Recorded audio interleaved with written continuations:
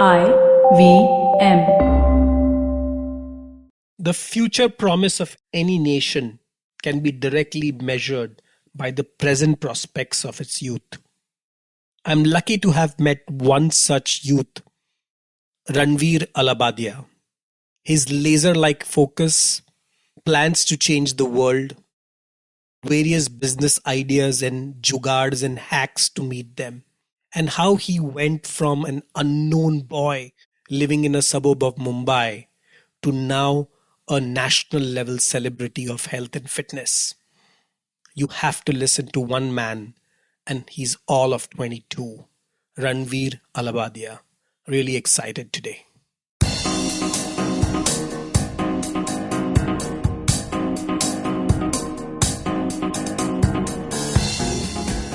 Welcome to Beneath the Force, the Vishal Gondal show. In my entrepreneurial journey of over 20 years, I've had the pleasure of knowing, interacting and being friends with some of the most amazing super achievers.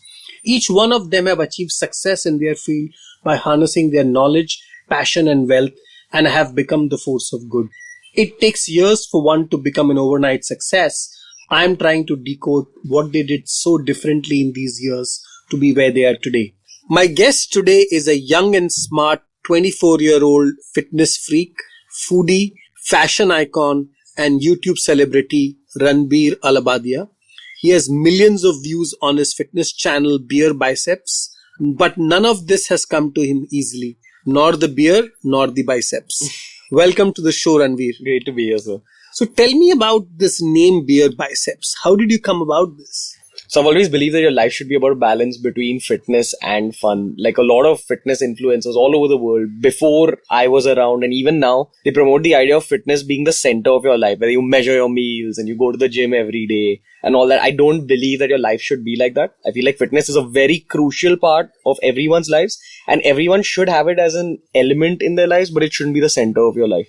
And I feel like having fun is as important as fitness, because so it doesn't mean that you keep chugging beer and exercising at the same time. No, but I do feel that when you're dying, you look back and remember all the beer you've drank more than like all the weights you've lifted. Like, I don't know, I feel like something like fun should be given a bigger priority than even fitness. And you started this channel when you were like 22, 23? Yeah, 22. 22. Yeah. What did your parents think that, our son has started a channel called BeerBiceps? I mean, the legal age of drinking in India is 21. Right? Yes. So my family is, fortunately for me, they're very liberal. My dad's as eccentric as I am, so he was cool with it. My mom is like a little bit, she's not so adventurous. So she didn't understand what I was doing till the Amir Khan video came out and then my name came in the papers. And then she's like, oh, okay, my son's doing something cool. But till that point, she was always a little bit hesitant. But overall, everything's okay now. Now that they're seeing the money. So we are going to talk about the Amir Khan video. But before the Amir Khan video, so here is a 22-year-old. You completed your studies, I presume. Yeah, I did my engineering. You did your engineering. And most students or most people after that are either trying to find an internship in Infosys or, trying to find a job or stuff like that. And one fine day you tell your parents, you know what, I'm starting a YouTube channel, which I'm sure a lot of parents even now don't understand, and called BeerBiceps. Yeah. I mean, what was that day like? Can you describe that day? So it's actually a very long story. Should I just go for it? Yes, absolutely. Okay, so it started in my 7th or 8th grade when my dad gave me like a digicam and I used to go around my area just recording random things, and I taught myself how to edit movies. And I had this dream of getting into films as like some kind of a film director. In your 7th grade? 7th or 8th grade. But I never thought that movie editing will help me anywhere in life. I just learned it for fun because it was a very fun process. It was like making a drawing but on a computer. Like the ability to tell a story. It was just something very intriguing for me. But over time, the regular Indian thing that about, go and do your engineering first, then do what you want. That came into my life. And I was very good at physics. So I thought, okay, why not do something like engineering? And I assumed that engineering would be all about physics and math, but it wasn't like that. Like it was, especially in India and Mumbai University, the way they teach you engineering is like, they'll focus on something like rote learning and they'll focus on how well you write, like your handwriting. And we can have an entire session on the education system here. In short, you hated engineering. For sure. I just got very disenchanted with it. By the end of but your family is full of doctors. I mean, Yeah. how, so first of all, doing engineering itself must be a shock to them, right? 100%. So initially, everyone wanted me to become a doctor, but I have this very big phobia of blood. So Ooh. I Phobia of blood. Yeah. So What is that? it used to make me very uncomfortable as a kid. So I always knew that I can't do medicine. And also again, medicine involves a lot of studying and I can't sit in one place. I need to keep moving around and all that. I'm not that patient. I'm not a very bookish person. And that's a lot of people are like this, right? Yeah. But at the end of the day, their parents tell them they have to study, they have to make money, exactly. they have to settle in life. But why did you not have all these pressures? I don't know. Like, fortunately for me, like, I think my parents were just a little bit liberal with me. So they always gave me that little bit of freedom. They always told me that I should get my life sorted out.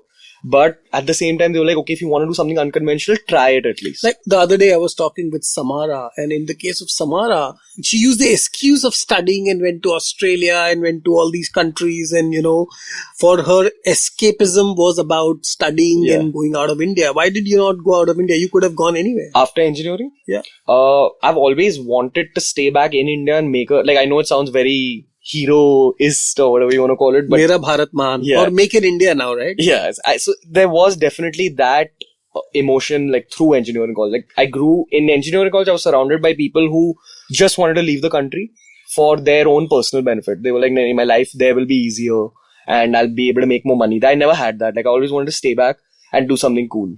So you tell your doctor parents who are not that tech savvy that you're going to start a YouTube channel. Yeah. So, tell me about that day. Okay, so it didn't start off with becoming a YouTuber. Initially, in my final year of engineering, I figured that I needed to chase a passion of mine to be happy in life. And I was very into food and cooking at that point. At 21, do you really think about passion of mine to be happy in life? I mean, that time people are just having girlfriends and, they are like roaming around. I mean... So I was a very good student till the 12th grade and then I stopped studying in engineering college. And people always assume that, okay, he stopped studying, he's not going to do well in life. And I figured that the easiest way to do well in life is to follow your passion. And fortunately... Well, I never completed my studies too. So I agree on that point completely. Yeah. So I followed, that time my passion was food and something related to blogging. So I wanted to become a chef in my final year of engineering. And I went and I figured out everything. In your final year of engineering, you wanted to be a chef. Yeah. So you were wanting to use some different set of equations, literally. Yeah. So I used to see Jamie Oliver, who's this chef, Jamie Oliver, chef from the UK, and I used to really love his YouTube channel. And I had this dream that, okay, one day I'll have my own TV show, my own YouTube channel. So in retrospect, I think that was the dream, to come on TV and to teach people things. But in my head, I thought I have to become a chef first. And when I told my dad this... So one second, when you first wanted to be a director... First a director, which my parents told me the obvious thing that no, you need to have contacts in Bollywood to become a director.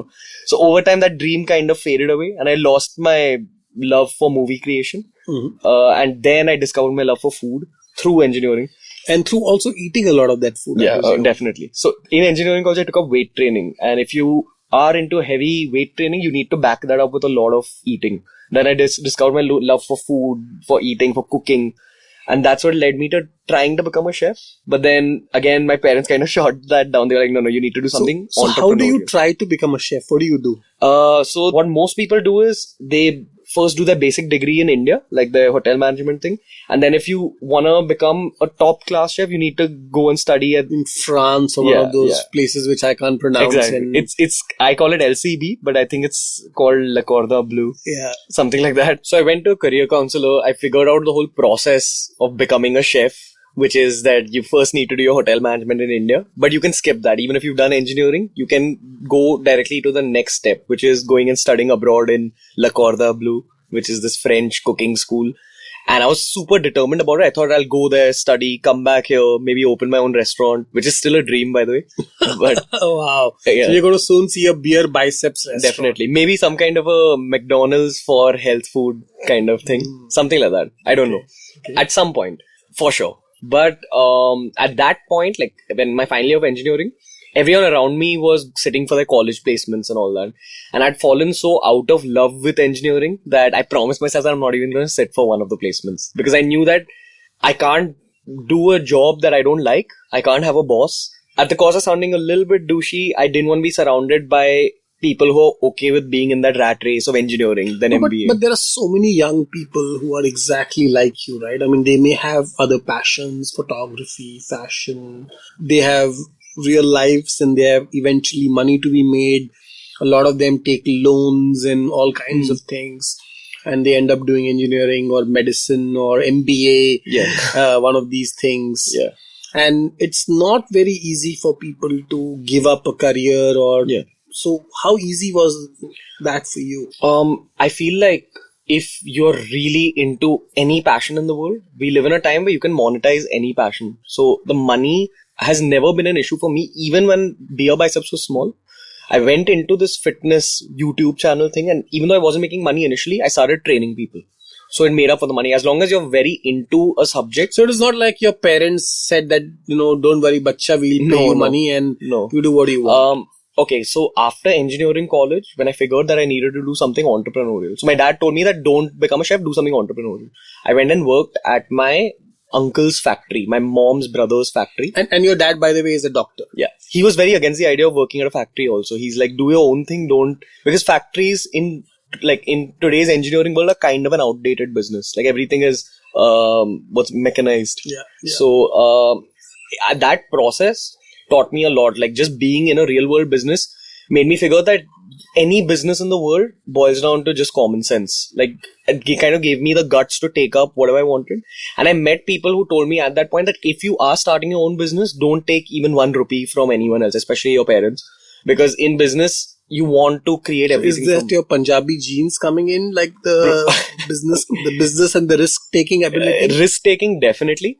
Business, my mom's Guju, so that kind of... Well, so you are the, as we say, the business acumen of a Guju and the strength of a Punjabi. Probably. So I think that's really what is probably is the secret behind BeerBiceps. Yeah. Definitely, BeerBiceps, it involved a lot of risk-taking. But I'm glad I did it. And I'm also glad that I didn't take any money from my parents, because that it makes you value money a lot more. All throughout my engineering college, I used to order food, kebabs from this place called Kakori House at home. And each order of mine used to be like 1,500 rupees. Wow. Every week. And that time my mom was like, beta kha, because it's that whole Punjabi mother thing. She's Guju, but she's become very Punjabi now. Okay. But so she still feed me the 1,500 rupees every weekend, and I used to take that for granted. But when I came out into the real world and before BeerBiceps started, I was training people, and I used to make 750 rupees in 1 hour, and that's when I understood the value of money. So I feel like that phase was important. So when you said you were training people, you were going in gyms or? No, I used to go to people's houses and I used to train people. With time, the money got better once I started BeerBiceps. So from training, I got this business idea of starting some kind of an Uber for fitness professionals. So you can sit at home. And when did BeerBiceps?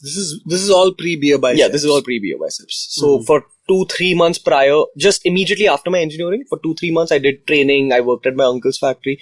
I just kind of tried out different things to see what. And what kind of factory was this? This was just it's a very nerdy production engineering based factory. They make agitators, which are like industrial level mixers. Agitators? Yeah. Well, the name itself agitates.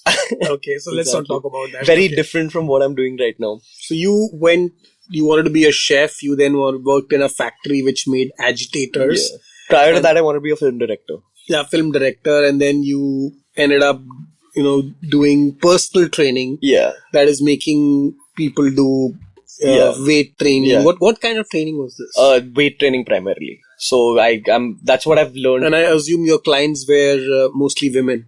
No, not really. It was young guys actually. Okay. So, initially, that's how I kind of made money, and I got this idea of starting this Uber for trainers, and I worked on it with my own coach who's taught me everything I know about fitness. So tell me something once again. A lot of people lack the confidence to do these things, right? So, going and saying that I'm going to start training people again at the age of 21, 22, 23. Where did you Being get from the a family of confidence? doctors. Yeah, where do you get the confidence? I think, a part of being Punjabi is being very shameless. So when I started training people, there were people who were like, "Arey, Ranveer trainer ban gaya," and all that after doing engineering. But तुम्हारे घर में क्या हो गया? तुम्हारा सत्यानाश हो गया type of thing. So that happened, but I just feel like you just need to go out there if you want to be happy. So you were always extrovert? Yeah, always. So Never. it was not like you were shy. No. Okay. So you were always loud and loud, shameless.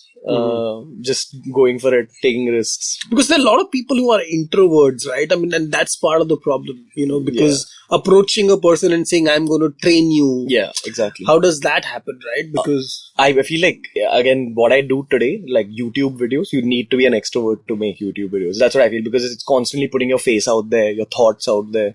So you need to be confident in your own ability. So when you were doing your personal training, at how many clients were you handling? I just had like 2 clients at that point, because I had no name that time. I was just this kid out of engineering college, and I was certified from my coach's academy, but I had nothing to like back it up. So I didn't get too many clients, but that process did teach me a lot. That was a very important phase of my life. That was probably my worst struggling phase immediately after engineering college. Plus, in engineering college, the thing is, a lot of people have these set paths in their head, and then you're someone who doesn't know what he's doing at all. You're just trying different things to figure out your own path.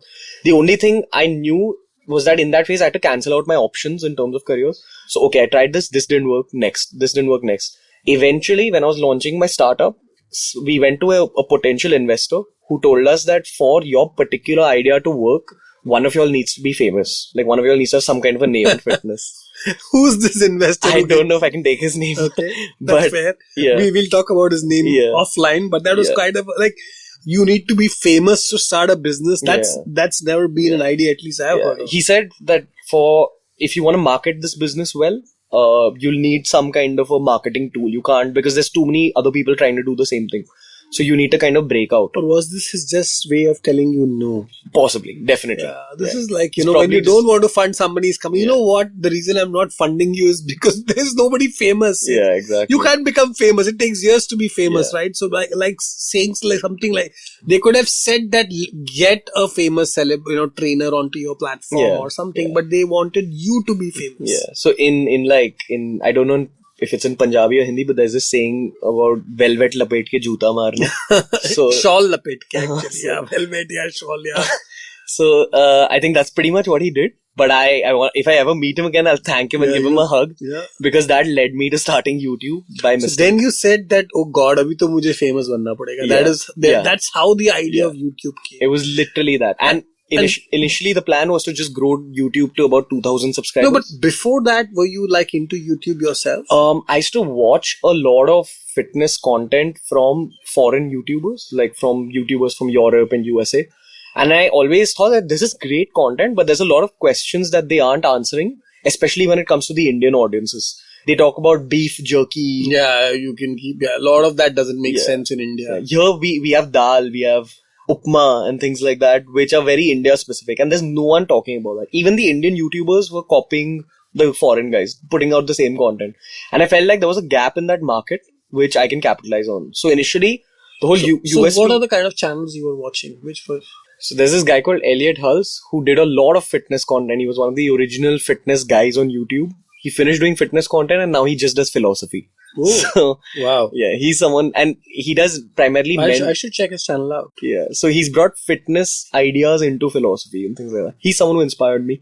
But there's a lot of other people whose business models inspire me more than anything. There's this lady called Bloggy Lattes who makes just home workouts and, everyday recipes and things like that. That's something, I want to make it a fusion of Bloggy Lattes, which is a female-centric channel, and Elliot Hulse, which is a only male-centric channel. And you were thinking about all this when you were 22? Yeah, definitely. At that point, I knew what it takes to be a good YouTuber. And I knew that I was fortunate enough and lucky enough to have those traits, which are the ability to... So for people out here who are not in their 20s, who are, older, I think it's very difficult for them to understand that YouTube is now becoming the mainstream source of entertainment. Yeah. In fact, you are thinking of YouTube when you are 22. It's exactly how the next generation thinks. Yeah. So I feel like when you're starting out, anything that's revolutionary or something that's out of the box, if you know that it's going to do well, that's all that matters. When I was starting out YouTube, people were like, what are you doing? You just make videos and all that. Like, even my own family, they used to be like, tu to bas video bana raha hai na, so why do you want to invest in a camera and all? So people take it that lightly, but the truth of the matter is that it is the future of entertainment. No one's going to be watching TV in like 5 years. You wanted to do this startup. The guy told you, you have to be famous. Yeah. And you said, you know what, the easiest way to be famous is to put videos on YouTube. Yeah. Who gave you the idea of going on to YouTube? So he just told me become famous, and so through engineering college, I hated engineering so much that I educated myself about fitness. Fitness became like an escape for me. I didn't think that I would use it at some point in my life. At the same time, I was watching fitness YouTube channels, and I always thought that, I can totally do this. Like, why not? And at that point in my life where he said that become famous, the answer was kind of obvious in my head. I was like, I've always wanted to do YouTube, and this is also a way to become famous, so why not? So initially it started off as an experiment. I put out 3 videos, which got a beautiful reception. Like, people liked the kind of content I was putting out. And how did you promote this video? How did you get... Okay, so initially on the first day, fortunately for me, I used to host a lot of parties in engineering college. So I had like a lot of friends, and a lot of them like subscribed initially. So you literally like called your friends and said, please subscribe to my video. Yeah, pretty much. Like, please subscribe to my channel. But your growth halts after a point because all your friends aren't going to subscribe. And to get from 0 to 1,000 subscribers on YouTube is very difficult. I hit about 200 subscribers through my friends. After that, it was growing at like 1 subscriber a day. And this was my last option because I tried working in a factory. I tried training. I tried doing multiple internships in engineering. And I figured that if I want to do something I kind of like, this is the final option for me. And I knew that I had to give it my all. So what I did is I figured it's not growing and I needed to do offline publicity. So I went to Bandra and I went and stood outside gyms in Bandra and I just told people subscribe to my channel.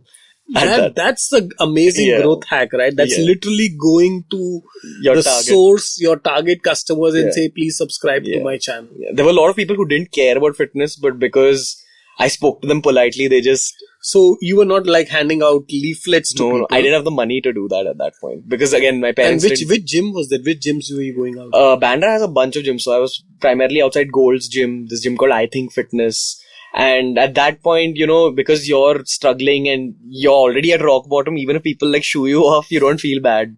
So there were obviously like a lot of people who, tell you, Arey, So, this reminds me of Amanda Palmer, who talks about this thing called the power of asking. And a lot of times people just don't do the most simple thing is ask other people. Yeah. And that's what you exactly did. Yeah. You went outside a gym, hopefully meeting people who cared about fitness and said, hey, please watch my YouTube channel. Pretty much. And it worked for me. So some of those subscribers are still subscribers today. They watch the videos. And that jumped from 200 to how many more users were you able to get? So the thing with YouTube is that after you cross certain milestones, the website starts promoting you automatically. So if they see that, okay, this dude has crossed 1,000 or 2,000 subscribers, now we'll help him a little bit. So I had to only do that up to 2,000 subscribers. And at 2,000, I figured that, okay, now it's not worth my time because I was getting 50 subscribers by itself every day. So there's no point going out and getting 10 more. But fortunately for me, I also started training Tanmay Bhatt from AIB at that point. And he was kind of overweight at that point. And I helped him with his weight loss. And he put my name out there. So we'll talk about Tanmay and other people later, but let's still go back to, you told your parents you're starting YouTube channel, BeerBiceps. It kind of sure must be one of the worst days of their lives, depending on who you ask. No, again, like, I've been very lucky, like, with that. They're very, like, chilled parents. I know they're chilled. They must be chilled in front of you, but they must be thinking, oh my God, what would happen? I feel like whenever you're chasing your passion, whether you want to become a cricketer or a singer, you need to make your parents sit down and you need to explain 2 things. 1, how much you love it and why you love it. And 2, how you're going to make money. But cricket and singer is an established profession. There is Sachin Tendulkar. There is, Arijit Singh. There are so many success. I mean, YouTube, so initially I think and this is also 3 years back, almost 2 years back when YouTube only like became more mainstream. Recently, right? So at that point, initially, I told my parents that I'm just doing YouTube temporarily and I'll go back to the startup. So they were like, okay, cool. If this is something related to your startup. Now it makes sense. Yeah. So you're like, okay, thoda time pass kar raha hai udhar, okay. Yeah. But eventually they started like seeing that, okay, YouTube is growing now. This is growing, and they just figured that if he's building something, let's let him build it for at least 2 years. And how easy was it for you to convince your family that this is a cool thing to do? I just told them it's a part of the startup. So they're doctors. They don't understand business in the first place. Okay, doctors. Okay. So that kind of helped. But after a point, they figured like my videos did have good information in them, and then they understood how you can make money off it. So they were cool with it. No, because I'm trying to get a key lesson here, right? So there are I'm sure a lot of people listening here who know of people or who are themselves going through a similar phase. And this is not only true for younger people. There are people who are working in jobs they absolutely hate. They are working in big companies. They are working in corporates. They have, stressful jobs. They have bosses who they hate, or their passion lies somewhere else. And how do they get out of this, and how do they kind of do this? So that's really the tough part here. So I feel like there will definitely, if you want to chase your passion, there's going to be a struggling phase for sure. Everyone has to face that. You have to be up for that struggling phase, and you have to have some kind of a business model in your mind and something that will work, and then just go for it. You have to take that risk, because if you're really in a field that you love, you won't look at it as work. Like, and that's the biggest plus point of following this job. Like, I work a lot, but it doesn't feel like work. So that's kind of a incentive for me personally. And I just feel like anyone who's really unhappy in their job should definitely consider leaving it, because 2017 is a time where you can monetize anything in the world. People can start gardening based YouTube channels. My cousin's starting a YouTube channels for home aquariums. That's it, because he's into home aquariums. Home aquariums. Yeah. That's how you can monetize anything. So if you're stuck in a job where you're not happy, and you also don't have the guts to leave that job for like something more adventurous, it's your fault. So I have to tell you this amazing story. In China, one of our company's investor is Cheetah Mobile. Okay. And Cheetah Mobile has a celebrity cat. Okay. So it is a cat in their office whose videos are put up in Vimeo, which is their own YouTube, and they have their own Twitter and Facebook. So there is like a house made for this cat, and so the cat is a celebrity, and it's their pet, and all kinds of things are done, and there are like episodes of this cat. And I was like, I had thought of, like people becoming celebrities. This cat is one of the biggest celebrities of social media in China. Yeah. And that is one of the biggest marketing for this company. Exactly. So their mascot is a cat which is inside it. And so when you say anything is possible, believe me, anything is possible. You can actually... So I think if somebody is listening out there, you can today have a dog, have a donkey, and maybe have a peacock now looking at all the things going on, and make it a YouTube star. Exactly. But then the flip side is that whatever you're doing, you need to do it with consistency. Absolutely. So I'm sure even the cat pictures, they must be uploading a cat. No, and somebody's really passionate about cats to do this, right? I mean, and I was not able to understand why are people, like when I went there, people are crazy taking selfies with the cat, and then that, it was that insane. Yeah. That's the world we live in now. Absolutely. The Vishal Gondal Show will be right back after this break. Hi, I'm Amit Verma, the host of the weekly podcast, The Seen and the Unseen. In my show, I examine the seen effects and the unintended consequences of public policy and private action. I show how policies meant to help the poor often end up hurting the poor. I've done episodes so far on demonetization, GST, surgical strikes, immigration and MRP. And I will continue my forensic assault on the truth in the weeks to come. Catch the show every Monday on the IVM Podcast app or any other podcasting app that you prefer. Or visit seenunseen.in for all the latest updates. So you started your channel, you got 2,000 subscribers, YouTube started promoting you. Yeah. So then how did you get Tanmay of AIB? Of course, we know Tanmay is now he's looking much healthier. Yeah. I just saw some of his pictures and one of his videos recently.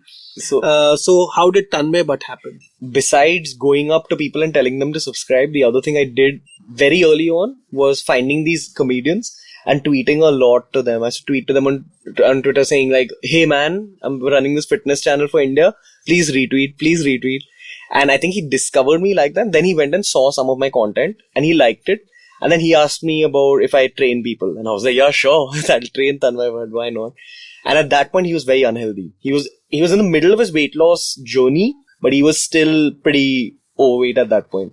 So I started training him through my phone initially, remote coaching. And then I actually started going up to his house and just interacting with him kind of made me figure out how you can monetize YouTube content and all that. So even till that point, the plan was to go back to that Uber for trainers.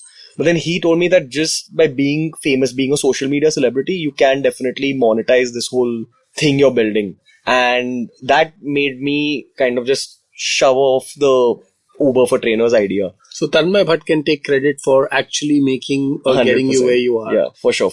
Especially in that phase of 2000 to 10,000, it's very difficult to grow. That's the second most difficult phase. The most difficult is that initial phase, but it's also very difficult to grow from 2,000 to 10,000 subscribers. So while Tanmay can take the credit of making you a YouTube celebrity, who can take the credit of helping Tanmay Bhatt? There are so many people who keep saying that they are training Tanmay and he's on some ketogenic diet. What is the real story? What happened is that he trained with multiple people initially, but he started training with me so what he did, he lost weight, then he put on weight again. And then in his final weight loss, the weight loss that you know now, he started training with me. That's why I take all the credit for Tanmay. And I know that, you kind of talk a lot about, and Tanmay was at one point of time posting only videos and posts about keto and ketogenic diet. So ketogenic is hardcore. It's tough. I've tried ketogenic. I've been on ketones myself. And why would you recommend people to go on such an extreme diet? Okay, so firstly, I'm not a keto ambassador at all. I love my carbohydrates, my ghee chawal, rotis, parathas, all that. But one of my videos on keto did really well on YouTube. It went very high on search engine optimization, like on the YouTube search engine. So that's why people associate keto with me, but BeerBiceps doesn't promote keto. But in saying that, keto is very effective for someone who's into a bodybuilding style of training. If you're doing your weight training anyway, and if you're overall healthy, if you don't have a problem like hypertension or something, and at the same time you want to burn off fat, keto is really effective. But I now know so many people who are just getting on to ketogenic diet because they say, oh, I'll lose 20 kgs and 10 kgs and 15. They're just using it as a way to kind of shed weight fast. Yeah. But is that really healthy? It's healthy if you take it up in the short term because there's a lot of short term keto research, but there's no research of keto done in the long term. But so it's kind of like a very new concept in the world of fitness. So we don't know about it enough yet, but it does definitely help in fat loss and it doesn't mess around with your health too much. So it is safe to take up for some time if you want like a quick burst of fat loss. In saying that, it's very difficult to follow, not sustainable. I'm not a fan of following keto in the long term at all. But so what did Tanmay finally do? Was it keto? Was it exercise? He initially did. So throughout the time I was with him, he took up a lot of weight training. And the thing is, when you're training someone who's overweight, you can't just put them on strict diets initially. You have to feed them a little bit at a time. So initially I told him just to quit sweets. So he used to eat whatever he wanted, butter chicken, all that, but he quit sugar. Then you kind of clean up the carbohydrates a little bit. Instead of naans, you replace that with whole wheat rotis. And complex carbs, so it's like that step-by-step process. And at that point, while I was training him, I also did that ketogenic video. And for any video that I put out, I always do that diet myself first and then put out content on YouTube. I tested out on myself. And he saw that I went from being this bulky dude to being really ripped and with like abs and all that. He's like, what are you doing?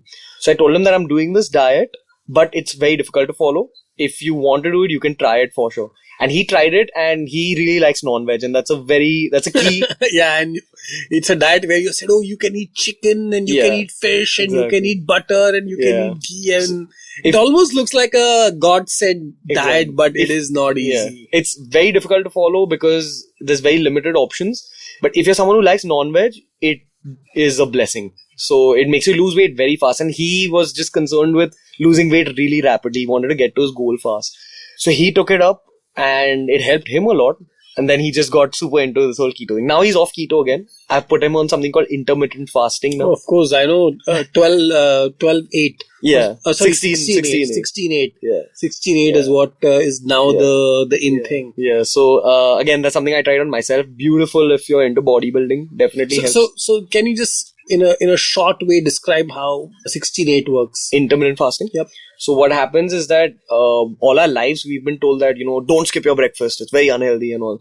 But there's no scientific proof that skipping breakfast is unhealthy. So what happens is that if you skip a meal, we assume that you lose muscle. But that's not exactly what happens. You lose muscle only after you've been starving for 3 to 4 days. So till that point, you won't lose any muscle mass.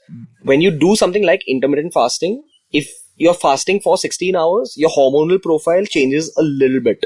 So when your hormonal profile, so your growth hormone will get spiked up, your insulin resistance decreases. So you basically, your body becomes more anabolic. You're able to burn a little more fat than you would burn otherwise. Again, it's not some magical diet where you just fast for 16 hours and it'll burn off all your fat, but it definitely works. So in short, what I do is eat. There is an eating period. So this typically 1 p.m. to 8 p.m. Yeah. So you stop eating at 10 at night and you start eating the next day at 2 p.m. in the afternoon, and you only eat between 2 p.m. and 10 p.m. The challenge is to, especially if you're someone 2 p.m. or 10 or maybe 1 p.m. and 9. Yeah, so basically, yeah. For 8 hours you have an 8-hour feeding window. In your fasting window, you can drink black coffee or green tea, something that's very low on calories. And in your feeding window, you're supposed to get in your protein, your complex carbohydrates. So I'm doing a variation of this, which is on Bulletproof Coffee. So what I do is I wake up, have like a lemon water, cinnamon, apple cider vinegar kind of a thing. At 9, I have Bulletproof Coffee, which is basically this single origin coffee with 2 spoons of butter, unsalted, and 2 spoons of 1 spoon of MCT oil. Yeah. And it's a very nice, like a latte. Yeah. And I drink that, and that keeps me full till 1. Okay. And then I have my lunch, and then I have maybe a little bit of snacks.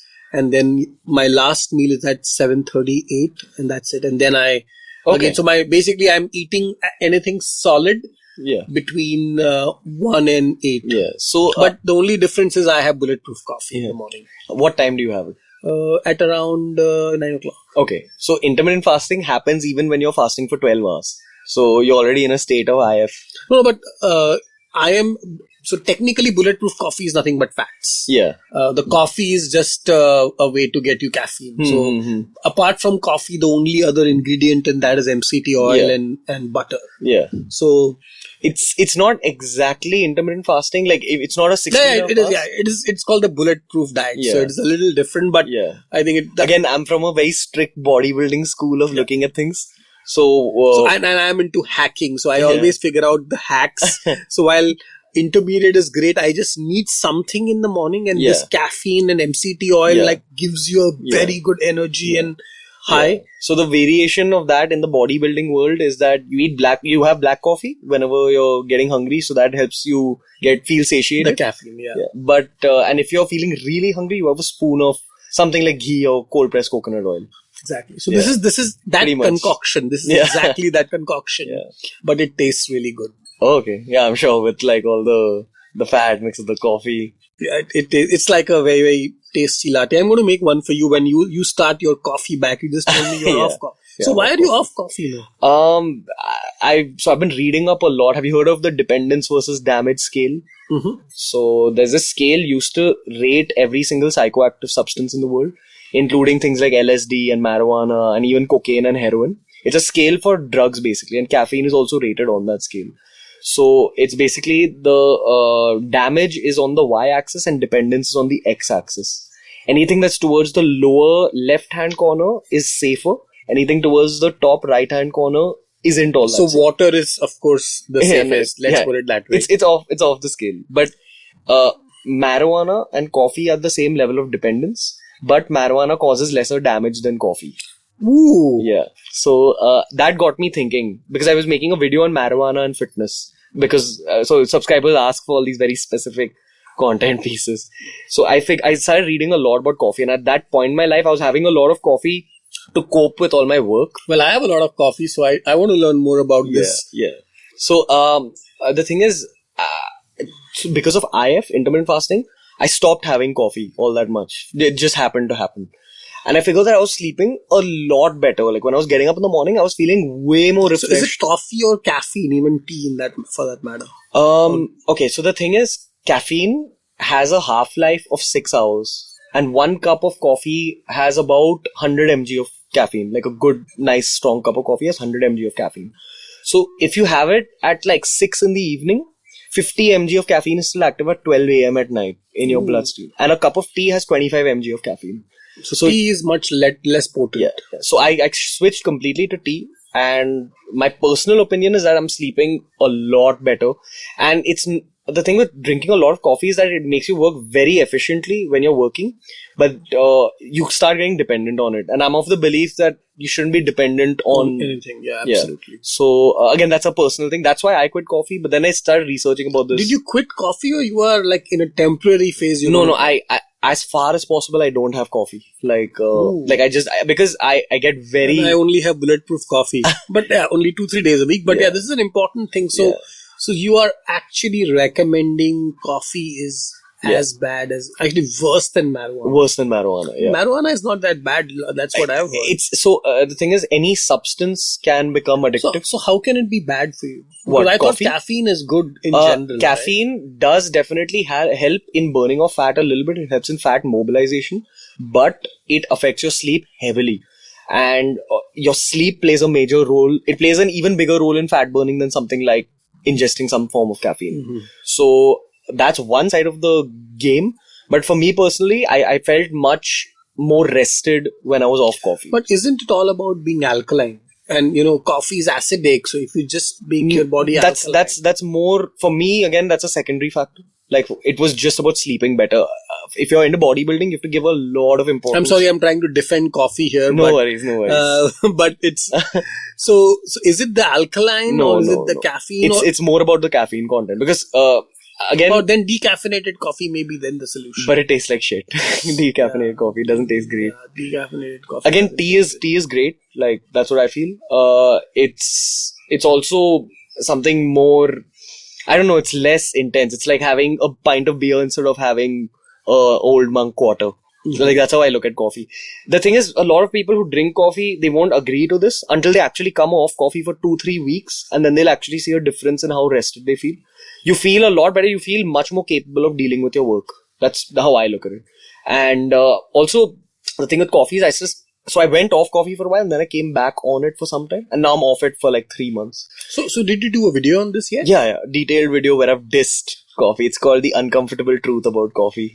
Oh, I have to see this video. Yeah. And I know that you are very opinionated, especially on fitness. And I know one of these opinions got you into the news, and that's with none other than Amir Khan and Dangal. Yeah. Tell me what happened. So what, basically, again, if you're into bodybuilding, you reach a stage in your gymming life where you can tell who has used anabolic steroids and who has not, just by looking at them. That's one aspect of it. Secondly, so when Amir Khan's Dangal video released, his training video...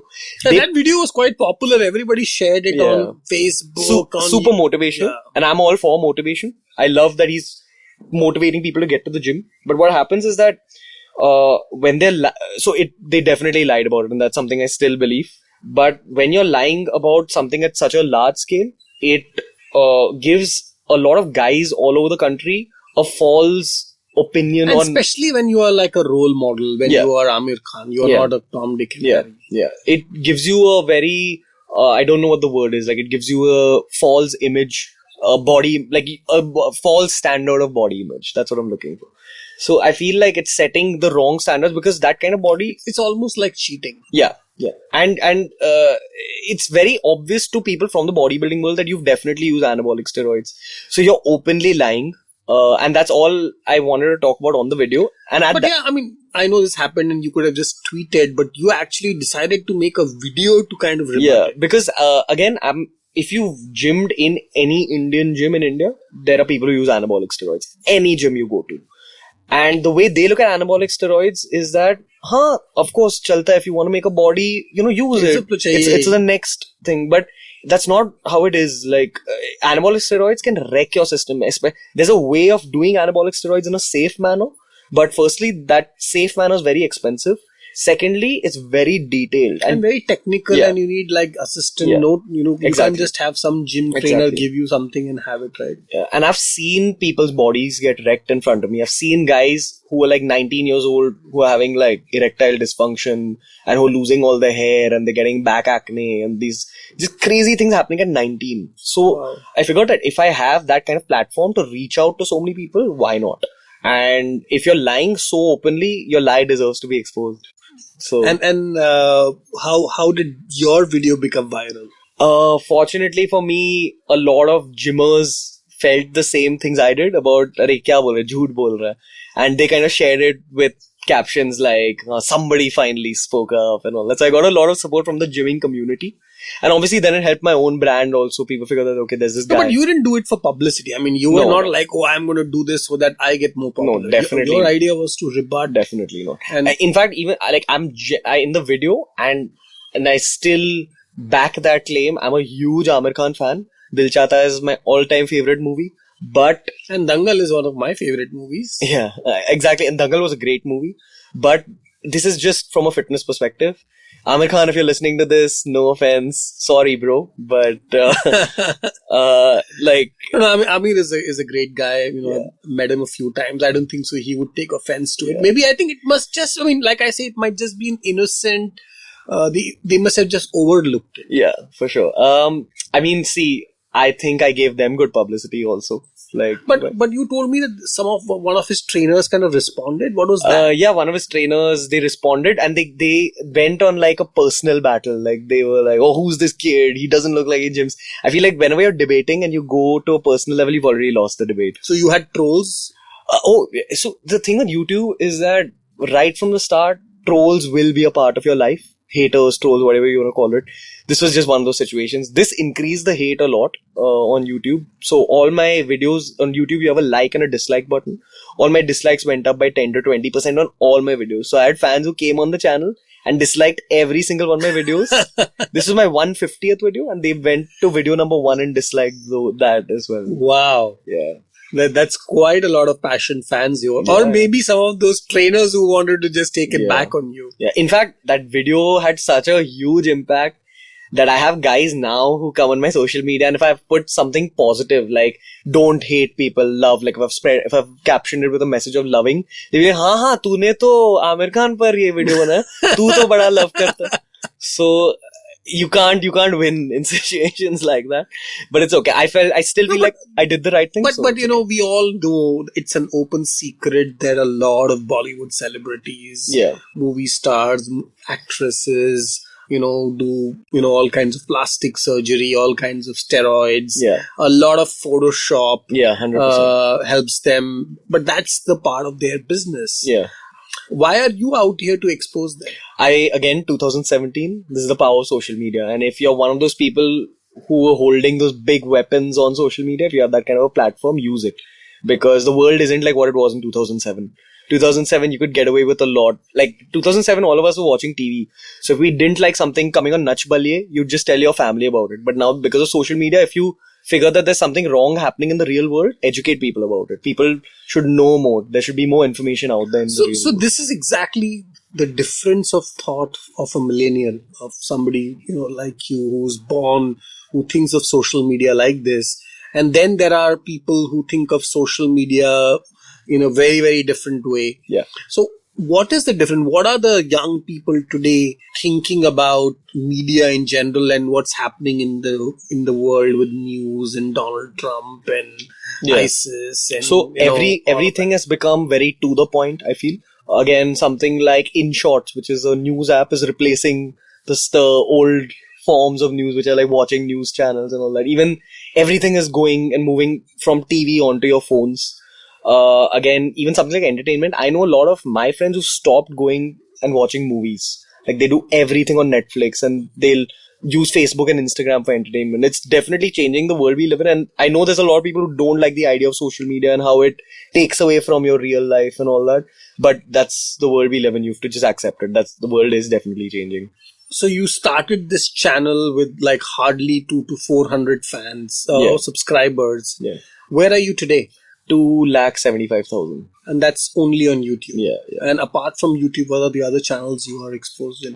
Again, you'd call my occupation I'm termed as a social media influencer. So I'm definitely a YouTuber, but if you can't just rely on one platform on social media. So I have my Instagram page as well and my Facebook page as well, which I run independently. Like, they are obviously related to BeerBiceps, which is my YouTube channel. But Instagram is a more personal thing. I'll put up pictures of my dogs and things like that. Again, and that also is something you can monetize. I think you also have a very, very interesting personal story. As a kid, you were completely the opposite of what you're doing today. Tell me more about that. Okay, so as a kid, I was just concerned with food. Like, that was my whole life. Like, I was very into food, very into eating, very into sugar, something that I'm crusading against today. But as a kid, my whole life was, okay, you come back from school and then go to your local store, go buy yourself Appy Fizz or Fanta, have it. Then buy yourself Act 2 popcorn, have it. And then I didn't even eat like my regular ghar ki sabzi.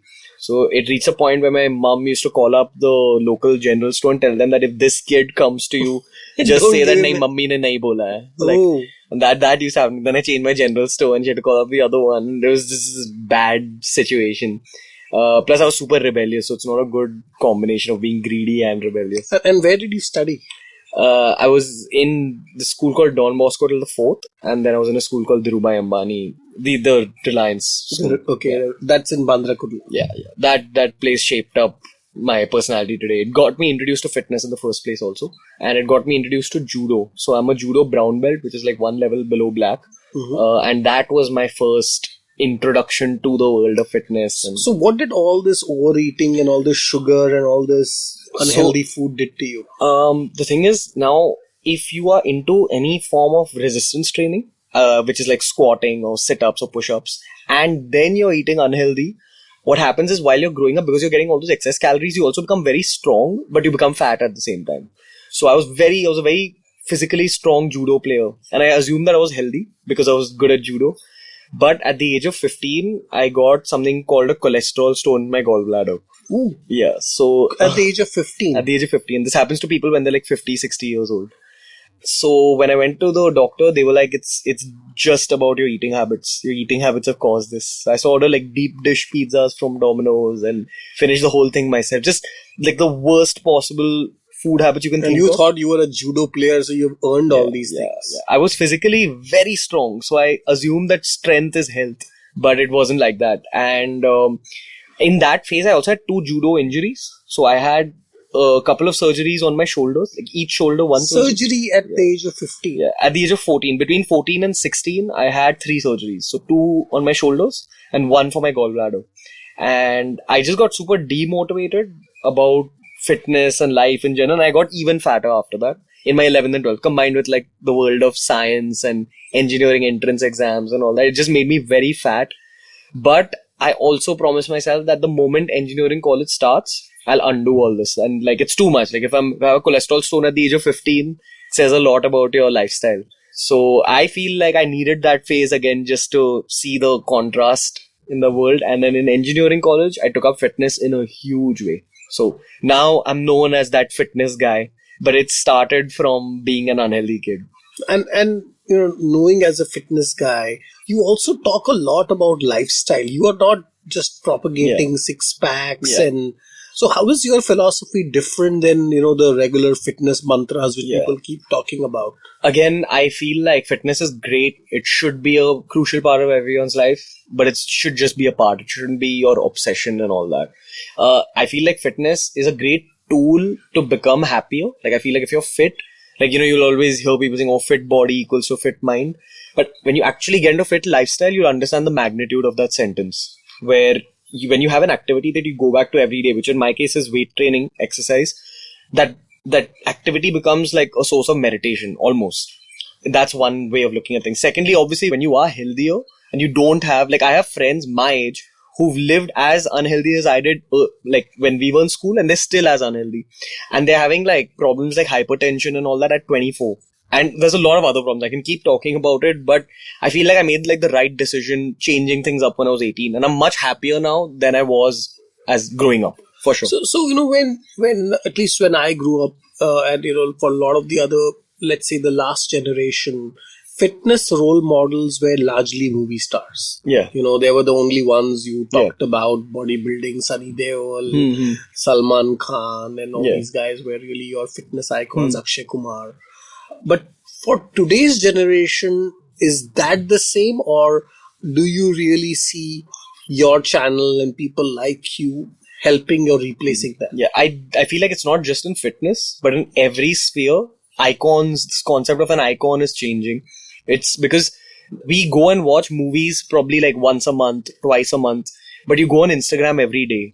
So you're constantly getting that feed of the person you look up to. A lot of people, I know that they follow me for what people call motivation. Again, I don't do that intentionally. I'm just putting out my life there.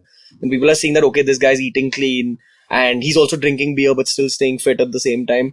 They kind of get inspired by all that. So this whole concept of an icon and a fitness person you look up to is definitely changing because of social media again. So I feel like people like me are the celebrities of the future without sounding like arrogant. No, and I think it's also because you are being yourself. You are truthful. 100%. So you can't fake it on social media. While being a movie star, things can be photoshopped. And people are very intelligent today. So they will figure out if someone's faking it. And this is something that I learned very early on. Like I was told this by a fellow influencer before I started BeerBiceps. And the one piece of advice it given me is that always be yourself and be honest with your work. Like put out honest content. That's what I've always done. And that's what I think people can see. So they... And believe me, that's also about business. So at Goki, for example, the whole reason I started it is because first I experienced it myself. And similarly, whatever diet, whatever exercise, whatever experience we talk about, largely I have myself gone through it or somebody in my team who has gone through it.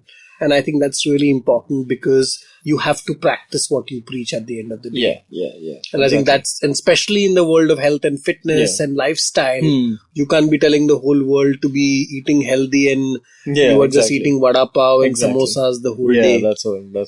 So again, beer is a part of it, but through the week... No, but that's not... That the whole point is beer is not bad, and I think that's the best thing about your channel.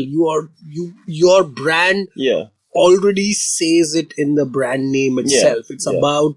Beer is not bad, but it's about the lifestyle. You can indulge but be responsible, balance it out, and that's exactly what even Goki is all about. There is... So we don't give people diets or exercises. It's about living a healthy lifestyle. I think that's really what it is, and I think that's what you're also propagating 100%, with your channel. Like a lot of people, they come up and ask me for diet plans, but it's not about a diet plan. It's about diet changes. You just make a few changes in your diet which you can follow for the rest of your life. No diet in the world is going to work if it's difficult to follow, and that's also why I don't promote keto as a long-term solution. Because how can you just eat steaks and chicken breasts and fish fillets your whole life? Like, you have to enjoy your life once in a while. You have to eat real carbohydrates to feel okay. We've grown up eating carbohydrates. It's about tweaking a few things in the diet. I think it's about moderation. I think, and that's why I really love Luke and what he talks about, right? I mean, Luke's whole philosophy is eating in moderation. Everything is good, but the minute you overdo fats and meat, you get into keto or now, paleo and vegan, and, there are all these different diets. The reality is that there is only one diet, which is a healthy diet, which you can design on your own, depending on your choices. And the other good thing is that because we're living in India, traditionally Indian diets are very healthy, but it's just that recently, we've kind of gone and started eating white rice, which isn't an Indian concept. In India, people only ate brown rice earlier. And the Kerala rice, the red rice, and the rice in all these places, and the fermented rice, for example, idli is actually healthy because of the fermentation process it goes through. Generally, like, the Indian diet is really good. It's just been kind of ruined because of all these British concepts. I feel like that's the legacy of the British, that they've left back all these sweets and I don't know. I feel like because we're being inspired by the West, a lot of these core Indian concepts. But it's really interesting, and I was so inspired when I read the news today that Virat Kohli, for example, has decided not to endorse Pepsi because he doesn't consume Pepsi on his own. I don't know whether the news is true or false, but even that news is so amazing because part of the problem is that our icons are finally the ones who are promoting a lot of these unhealthy foods. And, when you have, Shah Rukh Khan talking about Pepsi and Coke and fruit juice and sugar free. And I mean, we can name all these, so-called healthier food which are not healthy. Like cornflakes, for example, are totally not recommended for people to eat. But I think that's the beautiful thing about living in 2017 again, where fitness is becoming mainstream, where someone like Virat Kohli, who's the most mainstream person in India today, is saying no to something like sugar. It just shows how not sugar. I mean, something like Pepsi, which was traditionally, if you were a top cricketer or a top movie star, it's assumed. It is assumed that you're going to sign up with these brands. But I think that's really what it is, right? So are you seeing a different future of India with the kind of people who are now, consuming content like yours? 100%, because I feel like people are getting a lot more educated. So just one example, something like non-veg was looked down a lot in India, but people are learning now that non-veg isn't as bad as people think. Like, it's all that, suppose when you're just having a piece of grilled chicken, it's very healthy. But if you put butter chicken sauce on that grilled chicken, that's when it actually starts becoming unhealthy. Because of that butter chicken sauce, people assume that something like chicken is unhealthy. But now, because of people like me, because of all these other YouTube influencers, people are understanding how food works, food science. Science is like penetrating into people's lives now. That's how I look at it. The more education there is, the more fitness aware people are. And the more aware they are, the more mainstream fitness gets. So that's why I feel like fitness is becoming a more mainstream thing. More people are getting into it. And my generation, even if they aren't into something like weight training or bodybuilding, they at least have some level of fitness consciousness in their heads. But isn't this also about people wanting to look for shortcuts? I mean, a lot of times people are like, just tell me what to do to get 6 packs, or tell me how to lose 20 kgs and, I feel like that's slowly changing. Because, again, we grew up at a time where telemarketing was a big deal, where you used to see those ads of those ab machines and, you can get 6 packs. The sauna, the sauna belt. Yeah, the belt. It creates a certain perception in your head growing up where you think that that's reality. But because of social media and YouTube, now people know what the truth is. So, the world is changing. People are getting more educated, and these quick 20 kg weight loss and all doesn't work anymore in the real How world. many of the queries, or how many times you receive fan mail or people talking about how do I do this? It's not so much from the metros, fortunately. That's what I've seen. It's always like the smaller towns people send in these queries. So I feel like information is kind of finding its way into India very slowly. The metros are educated now. It's going to find its way to tier 2, tier 3 cities. And what is the most popular question you receive from people? Belly fat. Like everyone wants to lose their bellies. Like, even if you're in shape, you still have a bit of belly. But that's just the downside to being Indian. We're genetically prone to depositing a little bit more belly fat than other. And I think also there was this thing that if you have belly fat, you're doing well in life, right? That is Khate peete ghar ka hai. Khate peete ghar ka hai. I think that is now definitely changing in a way, and people are wanting to change that. So coming back to so you were extremely unfit. Then what changed to make you become this healthy version of yourself to become personal training? Okay, so in two things. Firstly, when I had my gallbladder operation, that was my last of the 3 surgeries, and I was just sick of having surgeries. Even my injuries had happened because of my weight issues. I had fallen on my arm. So I was a thin guy, I wouldn't have gotten injured. But I just figured that, okay, my weight is coming in the way of my life, and it was very painful. I've broken my ribs in the past, and this was more painful than that. And when I was on that hospital bed, I was completely drugged up. And in my drugged up state, I kind of promised myself that I have to change it. So I always had that goal in my head. But I was like, let my 11th and 12th get past me, and then I'll figure out. And fortunately for me, in engineering college, I went and I looked for a trainer who could help me fix my shoulder injuries, which hadn't recovered till then. And how did you find this trainer, and who's this? A friend of mine had similar injuries, so he had recommended that, go and check out this trainer in our area. Fortunately, he was in my area also, which is a huge plus point if you're trying to find a gym for yourself. He told me that this guy owns a gym, and he really knows his stuff. And I went to him, and he made me fall in love with the science side of fitness. And that's also what I promote on the channel today. When I figured that all this beautiful information he's giving me, it's not there in any book, it's not there online. Even these YouTubers who are abroad, they aren't putting out this level of information out there. So what I do on the channel today is definitely a reflection of his thought process. My coach is like someone I look up to. His name is Benny Sridharan. One of the most knowledgeable people I've ever met when it comes to fitness, health, nutrition. Still helps me today. Like if I have like some kind of an opinion about some fitness related thing, I'll always take his opinion as well, just to see what he thinks. He's played a huge role in my life. And then he made me fall in love with this process. Plus, I was really not enjoying my time in engineering college. So this became a huge source of like inspiration, plus it became an escape for me. Like it was just like the gym was my place where I'd like go and just work out. And how much time would you spend in the gym? Not more than an hour. That's what people think, that like, to be fit, you have to spend like 4 or 5 hours in the gym. But what happens is after about 1 hour, 15 minutes, after weight training, your body starts releasing cortisol, which is bad. Yeah, which is a bad hormone. It's a catabolic hormone. So it prevents you from putting on muscle. So all these little things I learned with him. And the other thing is with weight training and bodybuilding, when you're doing it for a long time, and you do eat in a caloric excess, that you eat more calories than what you need, instead of becoming fat, you become very bulky.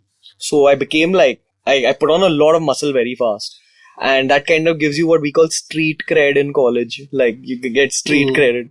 So everyone knew me as, that muscular guy in college, So I always like... Dole shole. Yeah. And I've always been attention seeking. So like, why not?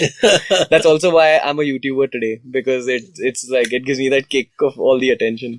So how much of your YouTube is, your thing to get attention versus a serious business? Okay. So initially it genuinely after that whole startup phase got done, I figured that the kind of content I'm putting out is making a difference to other people's lives.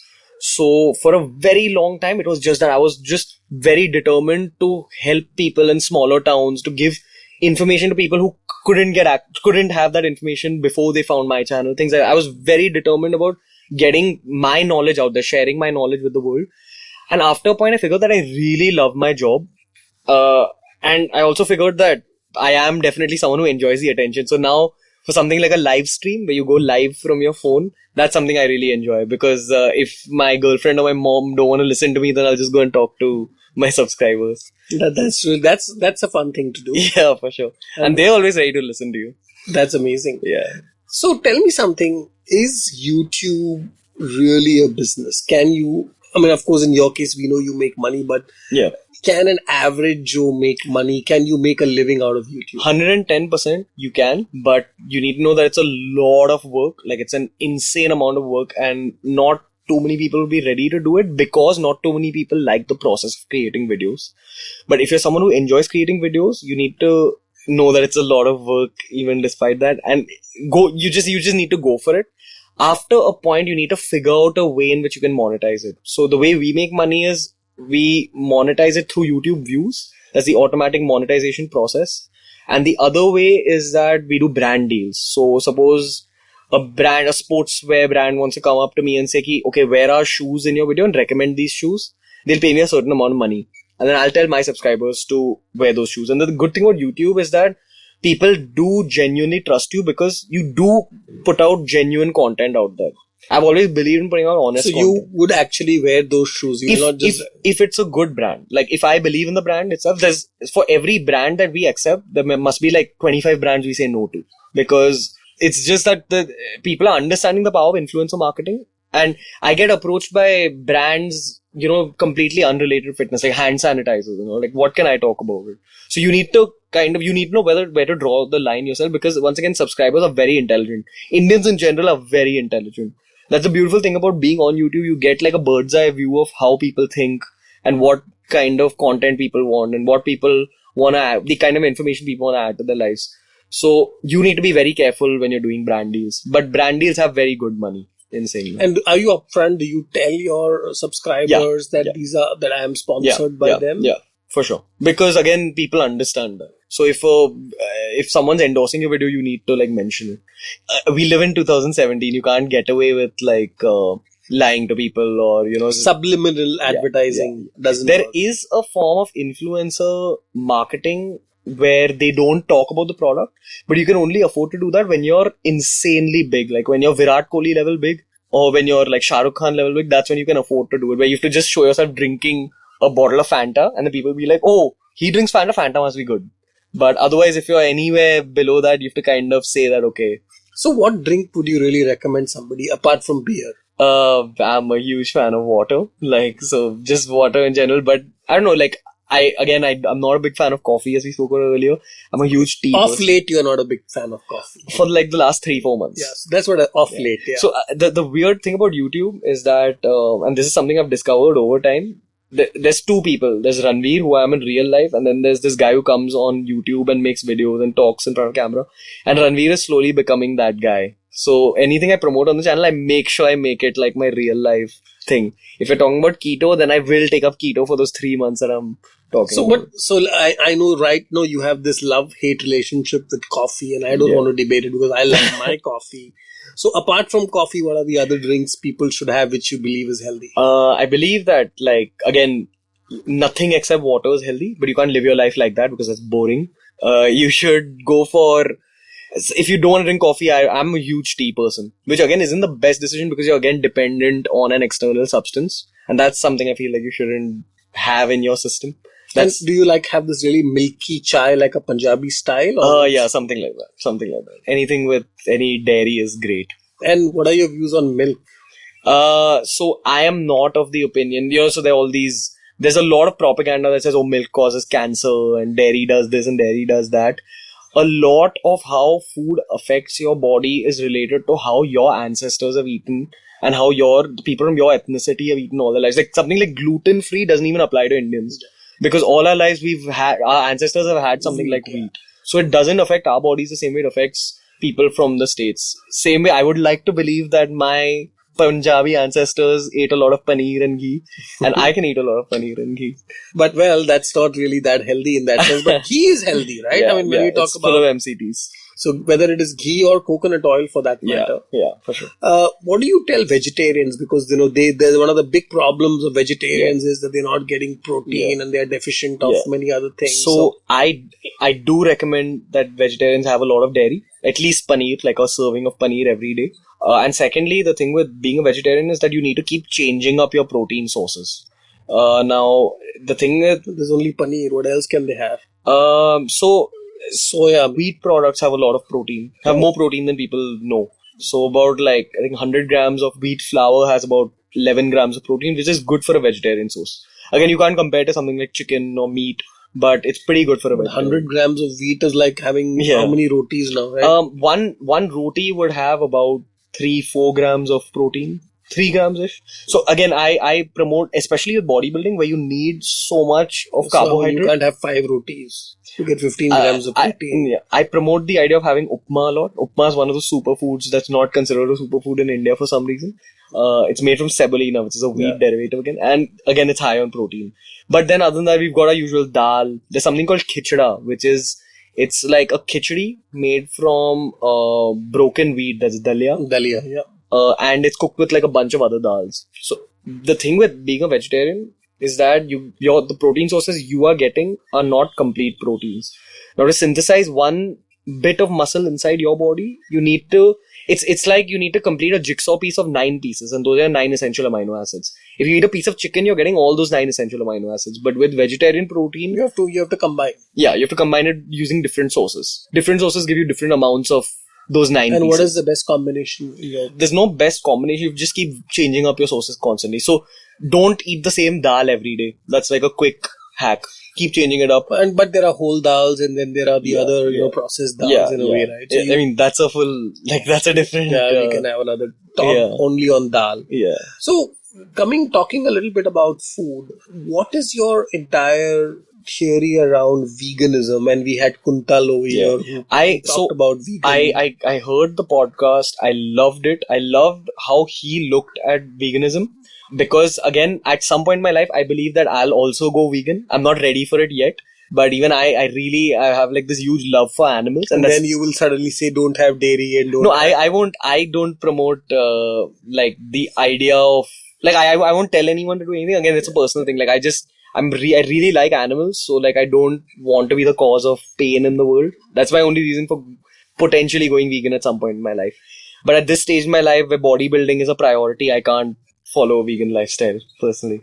But my view on it is that you definitely can take it up with the use of supplements. Like he spoke about D12 and B3. If you have access to those supplements, it's okay. You can go for it. I wouldn't go for it because even if I go I might be able to go vegetarian, but I can't give up on my eggs and dairy at least. I need that little bit of, I don't know, umami. Do you know what umami? Yeah, It's absolutely. It's like a taste in your mouth. So you can't get umami in your mouth through vegan food. Technically, you can get through mushrooms, but yeah, no, I'm not mentally strong enough to give up on my eggs and dairy at all. Well, you gave up on coffee, which was, you like coffee a lot. Yeah, but coffee is still... So, once you give up on coffee, and at the cost... So, do you know there's one thing you'll never give up? What? Is there anything like Oh, you ask. Probably, like, I hate saying it, but it'll be very difficult for me to give up on dairy. I might be able to give up on non-veg, but maybe not dairy. That's my inner Punjabi coming out again. Like, I've eaten too much dahi and ghee and milk in my life to give up on dairy. It's just something that's beyond me. So of course, everybody in India loves dairy. Our sweets are made of dairy and of course, dahi. Do you have a view around this whole, there is Amul milk and now there is all kinds of milk in the market and people are always confused on which milk to buy. And, do you have any recommendations around that? So to be honest, all the big companies in India, there's not a lot of information about how they process their products. I don't know yet, but if you have access to organic milk, I'm always of the opinion that you should go completely organic. Yeah, that's something I want to move to at some point in my life. When I can afford to keep a few cows at home, I'll definitely do something like that, where you get like fresh milk. Yeah, but being organic is tough in India, right? 100%. 100%. There's an entire challenge around it. Yeah, for sure. The Vishal Gondal Show will be right back after this break. Long, long ago, not in Bethlehem, but in a place nearby, there was a wonderful birth of a huge show, which I like to call Cyrus Says. A show that encapsulates everything in human history, from the first Homo sapien to the last Homo sapien, who's traversed the entire world and then come back to India. This is a show which tells you everything about everything. If you want to know, avoid Google, come to us. It's called Cyrus Says. Get new episodes every Monday on the IVM podcast app or wherever you get your podcasts on. You get one banana water free with every podcast. Right. I'll just check that. So coming back to your YouTube, so now you are doing fairly well with your YouTube channel. Yeah. And you've now started even working with other YouTubers. So Yeah. that was interesting. Yeah. So tell me more about that idea and what are you thinking about as a business over there? Okay, so firstly, like, I don't get bored, but I need new challenges to keep myself motivated. So it arose from that thought. And secondly, I was from an engineering college. I went back to my engineering college one day to give a talk, and I spoke to one of my juniors about doing Brandis, so managing the business side of things. He did some really good work for me on that front, and we figured that we can replicate this with other bloggers as well. So we're currently in the process of launching some kind of a company which does this work for bloggers, where we're connecting bloggers for brands. Because see, from the viewer's perspective, we're just these people who come on screen, but to make each video, it takes us like 2 days to just... being a blogger is a very difficult job. You're working 7 days a week, you're editing all the time, you're working towards your videos all the time, and you don't have the mental space to do all your brand deals, all your business deals. And every single blogger wants help in that space. That's what we're trying to do. Again, I feel like business boils down to filling in gaps in the market, and this is like a huge gap where we're connecting bloggers to something like brands. We're just being exactly what my junior did for me, we're trying to do for other bloggers. And I think you already know the pain points so well because you went through that whole process. And the other issue is there are companies doing something like this. There are these MCNs, multi-channel networks, but it's reached a point where bloggers don't trust MCNs. And when they see a fellow blogger starting something like this, they're all my friends. So that's a huge factor with us, at least. Like, a lot of people are ready to work with us just because of this. And you've also now started trying other themes like fashion and all of that. So that boils down once again to me not being content with just doing one kind of one piece of content on my channel. So I love fitness. Fitness is the backbone of my life. My full career is built from fitness. But I've reached a stage in my life where I figured that through YouTube, if you can definitely add value to some people's lives and you have the ability to teach people something simple, go for it. So I love creating videos. I love teaching people about things. And I feel like if I know something about fashion, why not put out basic fashion content out there? But you're not an expert at it. So how do you I'm do not, that? but that's my USP, because the current fashion experts online, they talk in very complicated language. I talk like an elder brother. I don't know if I can call it that, but yeah, like when people are making videos about, the best kind of sherwanis to wear to weddings, I'm making videos on how to match colors, how to match your t-shirt with your pants. So again, it's about filling that gap in the market. Well, all I can tell you is I am not a customer of yours because my fashion's philosophy is only one: wear anything which is red. Red. Yeah, I know, I heard of this. Each to his own, but like I feel like again, the newer generation is very superficial. So in a good way, I mean, it's just how it is. So I feel like if they want to learn something about fashion, why not? If I have the tools to teach them. So in fact, one of my personal hacks of life and which has helped me improve my productivity is not having to decide what clothes to wear. Yeah. And according to me, fashion is very stressful because, you are constantly thinking what to match in which bag. And I see my wife and other women and other people who are like constantly hyperactive to match, mix and match things. Yeah. And in my case, I have the most simple decision to do, that is wear red. To be honest, I think exactly like you, where I used to look at it as stressful, but my job calls for me looking out for my fashion sense now. Like if I step out. So fashion is not your passion then? That's what you're saying? My passion is video creation. If I can create videos that will help people in any way, that's what's hitting the mark with my passion. So even now, I do know a lot about fitness and I'm certified, but I don't consider myself a fitness expert.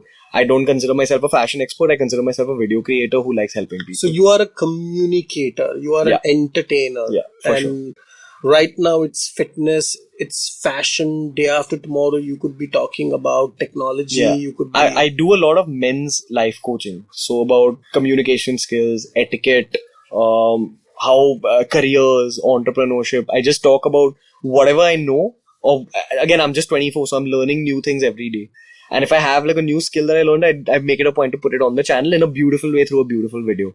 Something that people will watch, enjoy. So what is an example of that? What did you do? Okay. So when I started BeerBiceps, when I had to go up to people on the road and tell them to subscribe, that made me very confident. That improved my communication skills. And there were a lot of things I learned in that phase. I feel like any skill in the world boils down to a few basic points. And I just try breaking down those basic points, putting it in the form of a good looking video and putting it out in the real world. And through doing that, I'm enjoying my own passion of creating videos and I'm helping people by adding value to their lives.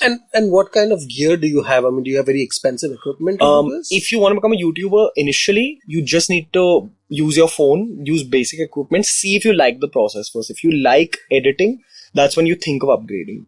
And as you progress, then you keep buying better, fancier equipment. It does make a difference. There are some huge YouTubers, like there's this guy called BBK Vines, who runs probably India's biggest comedy channel now. The biggest. It's become bigger than all the others. He's the guy from Bhopal or... he's from Delhi, I think. Okay. Bhuvan Bam. Bhuvan. Yeah, sorry. Yeah, Bhuvan. Of course, so he's just used his... And he acts himself in all the roles. Yeah, I've seen his videos. He's just used a selfie camera. Yeah. Because at the end of the day, people care about your content, what value you're adding to their life. So if you're entertaining them through your selfie camera, they're okay with it.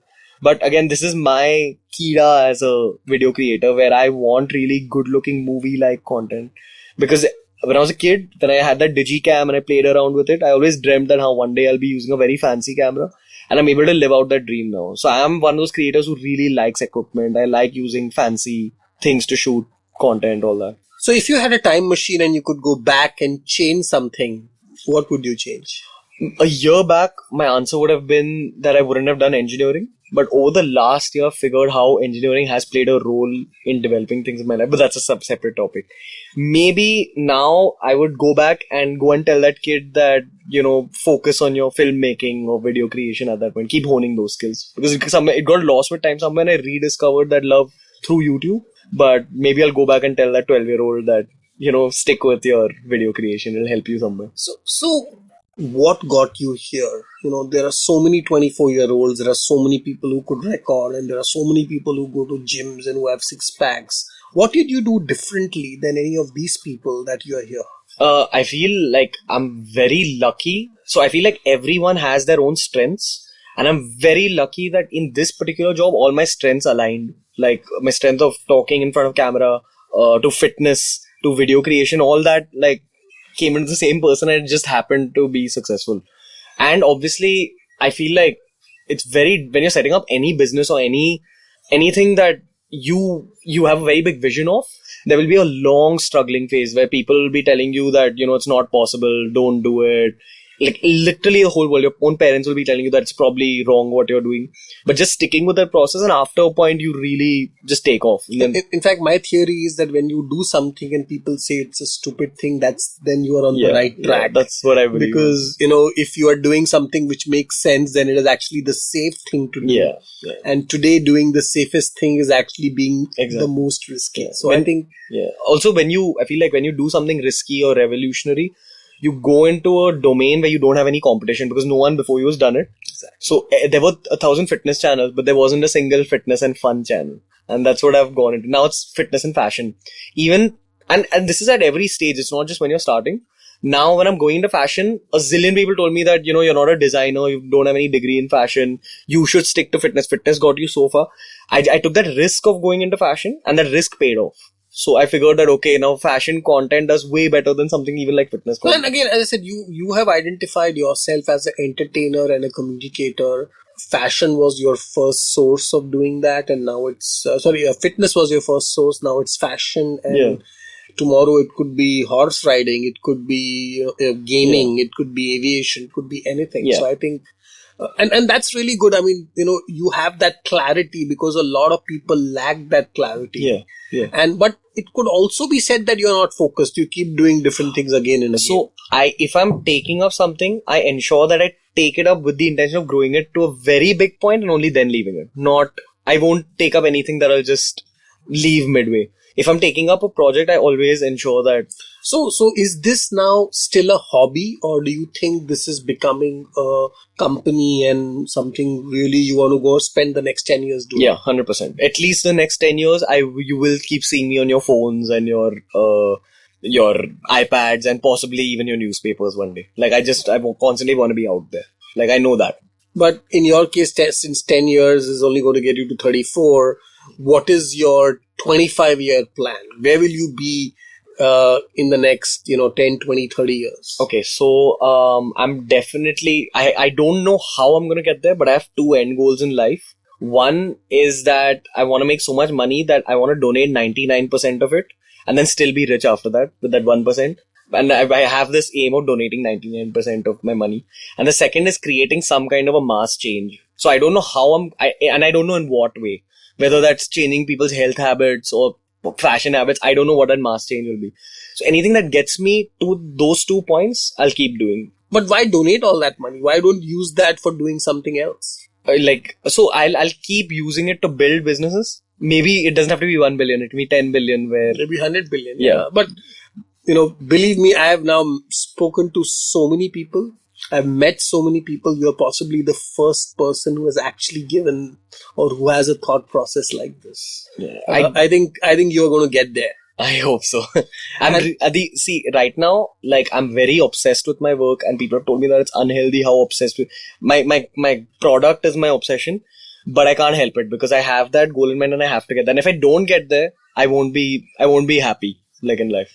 I know that I want to make some kind of a mass change, and if that has to come through money, then work towards money. So one is, let's say, the money part, and you're anyway donating everything. But what is the mass change? What do you mean by mass change? I don't have an answer for that, to be honest, but it's something I've always known. So I'll give you an example. Something like engineering. In India, engineering is looked up to as, oh wow, this is such a beautiful profession where people look up to engineering. Amir Khan did an amazing 3 Idiots movie where we know all about engineering. Yeah. No, but it's much worse than 3 Idiots. 3 Idiots came out in my 12th standard and I should have taken notes, but I didn't, and I still went for engineering. And there's a full world of engineering that the outside world doesn't know about. In India, it's not taught well. In India, it's based on rote learning. It's based on... Forget engineering. I mean... Anything is, and we can have a different session on our education system. Yeah. So, exactly, about the Indian education system, I want to get that message out there that I suffered for 4 years. Other kids after me shouldn't be suffering the way I did. I learned a lot and I did pick up skills and I met some amazing people who I still work with today.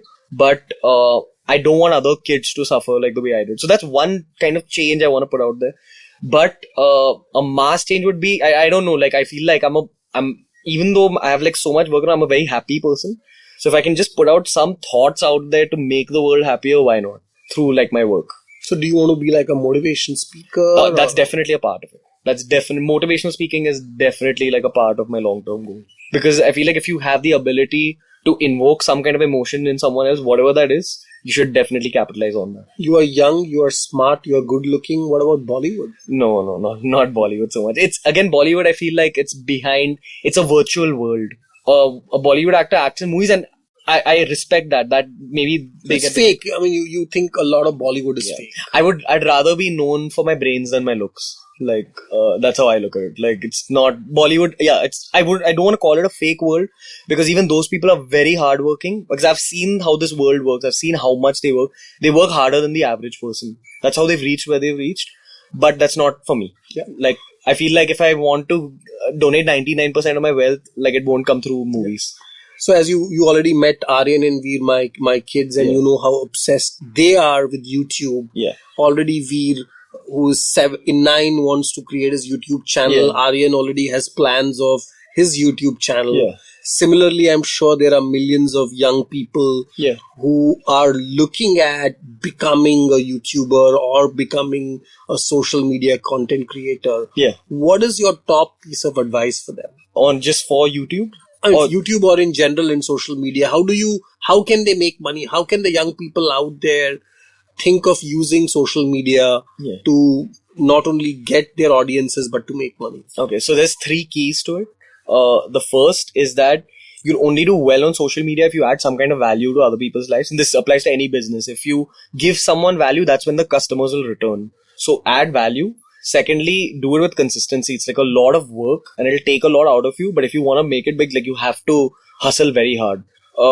And the third, I don't like talking about this much, but when you are on social media, this is a new age of celebrityhood. I don't know if you can call it that. But what happens is that there's immediate responses and there's immediate validation and immediate hate. So if you're not someone who has a thick skin, don't go into this field. Yeah, because there's another whole extreme of cyberbullying. Yeah, you know, for sure. Kids. For sure. I know bloggers who've left their jobs purely because of the hate. They can't take how much hate there is.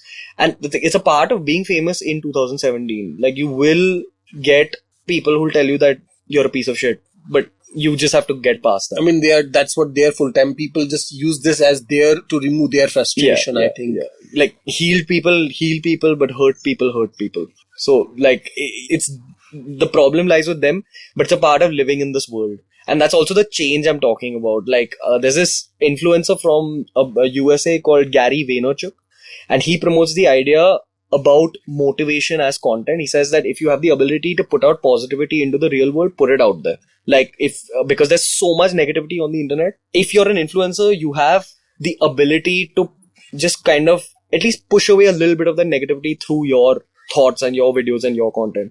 So he's requested influencers to do that, and that's something I follow consciously on my channel, where I continuously put out positivity and I don't respond to any negativity. So, and that's worked for me a lot. So I would, if you're a young influencer watching this, that's another thought. No, but I think this is not just for a young influencer. I would say this is in general. I think, a lot of people who are now on Facebook and Twitter get into fights with others and, are commenting and, and that's exactly, I think this is a problem with everybody on social media, including presidents and Bollywood stars and ministers and journalists, right? I mean, this is a place where if you don't like something, just ignore it and move on. There, if you're going to, fight with every dog who barks on the road, you're never going to reach your destination. Yeah, exactly. So I agree. And that's also where the other thing about consistency comes into play. A lot of people can't keep up with the consistency because they stop and look at all the dogs, or it's not just the dogs, it's your own friends and family people telling you that why are you doing this.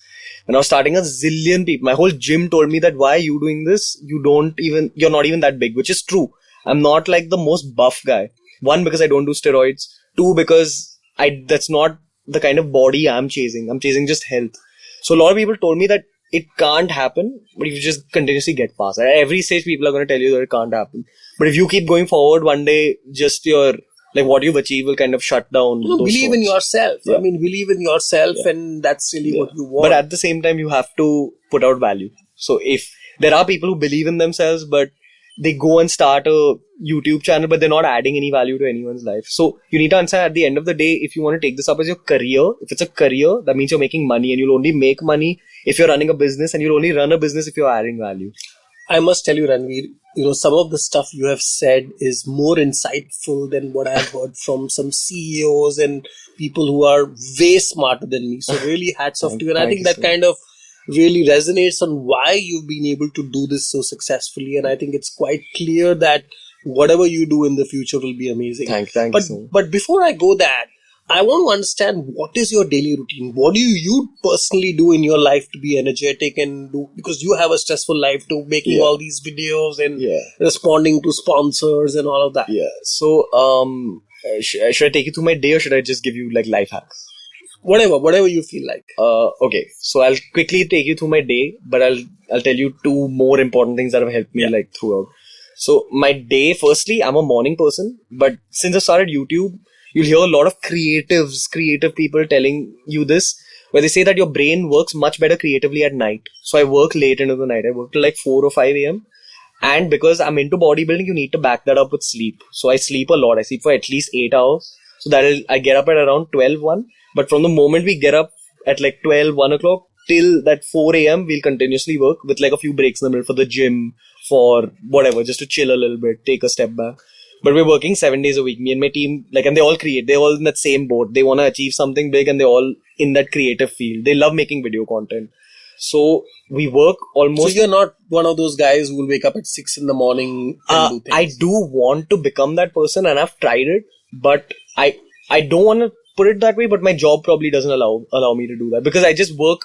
See, my job is to put out great videos out there, and my artistic brain works only at that time. So I feel like you should listen to your body, listen to whatever your mind wants. And if I want to sleep that much and work late into the night, so be it. It's worked for me till now for 2 years, so might as well work for me forever. Okay, but in saying all that, I'll come to like the main life hacks that have really worked for me. And if the people have been hearing the podcast till this point, and if you have only one thing to take away from the whole podcast, just take this away. Where I feel like anything, whether it's in business, whether it's any long-term goal you have, it always boils down to short-term tasks. So I just maintain a task book where I'll break down everything into tasks for the day. And my only focus is on knocking off those tasks for like one day. So that's one thing I definitely... And you use a book like on a paper, or use it? It has to be in my own dirty little handwriting. And that's what works for me. And it's worked for me since school. Like right from school, whatever, history, question answers, geography, notebook, like that. That's how... So a simple task list is what... Yeah, you can achieve anything with just following up on all your tasks. Also, very importantly, I feel like a lot of entrepreneurs have a lot of nice ideas, but ideas don't mean anything if they're not executed on. So, especially people my age, don't execute enough on ideas. This is what I've seen, and that's been the one difference. That if I have an idea about anything, whether I'm at a party and we come up with a nice fitness idea for a video, I'll take my phone, at least write it down and add it to my schedule or my... I do the same thing. Yeah. In the middle of a meeting, I'll say just hold and I'll write the idea down and I'll move on. It's a very, very good thing. And that'll only happen if you really love your work, if you're thinking about your work all the time. And then, when I'm in a plane or when I'm traveling, I just go and open all these. Yeah. And sometimes what the hell did I write? There are these 2 words and then I'm trying to figure out what the idea was, but then it comes back. It's like giving yourself a nudge. Yeah. But again, even writing it's still in that idea form. I feel like a lot of people aren't able to get it from that book into the real world. So actually executing on those ideas that you write down in your book is very important. And again, to execute on it boils down to those tasks. So write down your ideas, write down the tasks and keep executing on them. But secondly, and very importantly, and this is something I figured very early on in BeerBiceps, so my happiness comes from my career. Like if I do well, if I progress in my career, that means I'm happy. Every time I cross a milestone, those are the happiest days of my life. Like in terms of subscribers or whatever, I'm very thrilled that day. But I feel like that's not the only goal for a human being in life. And at the cost of sounding a little bit flaky or whatever, I feel like everyone should have some kind of a spiritual goal. Not to have a spiritual goal, but because if you have some other goal other than your career and your real life goal, it gives you peace and the kind of mental calm to also focus on your career. So you do meditate, I presume? Yeah. I meditate a lot, and I've been meditating every day for the past 2 years since I started BeerBiceps. It initially started only to cope with my muscle recovery. I'd read this article about how meditation helps your body recover, and from a bodybuilding perspective, I started like that. But after a point, I figured out how much value it's adding to my own career, where it just gives you way more clarity of thought. It gives you a lot of self-awareness, and it gives you more than anything. For me, again, I'm a creative person. It gives me a lot of creative ideas. And also I have very long working hours. And I feel like it's kind of like a refueling I get. Like, and then how much time do you meditate, and do you use like a system, or like I meditate for a minimum of like 5 minutes, and on free days I'll meditate for a maximum of 20-25 minutes. That's it. Every day. This works like the gym, where as long as you're doing it every single day, that's when you'll see progress. If you just do it once in a while, you won't see any progress. But you might do it for 2-3 weeks and not see any change in your real life. But I promise you, after 3 weeks of doing it continuously. And this is like a guided meditation? Or no, it's literally sitting in one place, taking a deep breath and saying Om. I do Om chanting. There's different forms of meditation. I do Om chanting personally. I've put out videos on meditation on the channel as well. So like, just for beginners, that is the single biggest difference that I did in my daily life that had a huge impact on my career. Well, I have to tell you a hack on meditation, which I do. Sure. I have this device called the Muse. Okay. So it's like a headband which you wear, and while meditating, it can actually detect your brain activity. Okay. And it kind of tells you how calm your brain is. Okay. So it not only meditates, but in my case, it tells calm percentage. And of course, I'm trying to improve it, because a lot of times you might be meditating, but your monkey brain is still moving all around. It takes a lot of time. So it kind of, it's a tool. I'm not saying it is the best, but I used it a lot and it helped me. For me, I've been meditating a lot for 2 years, and I still can't keep my brain calm. But it's not about what happens during your meditation. Your meditation has a role to play in the rest of your day. You know how, suppose you're angry and sometimes you can't control what you say when you're angry. Suppose you're pissed off at like your brother or something, and you end up saying something you don't really mean. That's because your brain is it's not in a place to make the correct decision.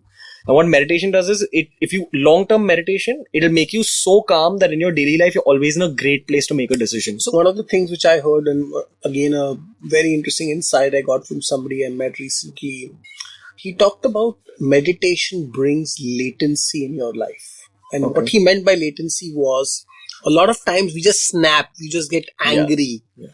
Using meditation, you can build that latency, that 0.1 second, where if there is something which affects you, and that small latency which gets added, which calms you suddenly. 100%. And I think that's really what happens. And if you are able to get that latency. Yeah. And again, this is a situation, we're talking about getting angry, but that spills over to everything from business decisions. Not angry. There are many other emotional states, feeling jealous, or, feeling whatever, angry or feeling frustrated. There are so many emotions which come in. There are also like these studies done on meditation, like actual studies, long-term studies, which show an improved gyrification in your brain. Your gyrification are the number of folds in your brain, and the number of folds are related to your processing power. So effectively, you're literally giving your brain a workout just by those 20 minutes of calm every day. So apart from fashion, we know now that you're getting, what are the other objects you own?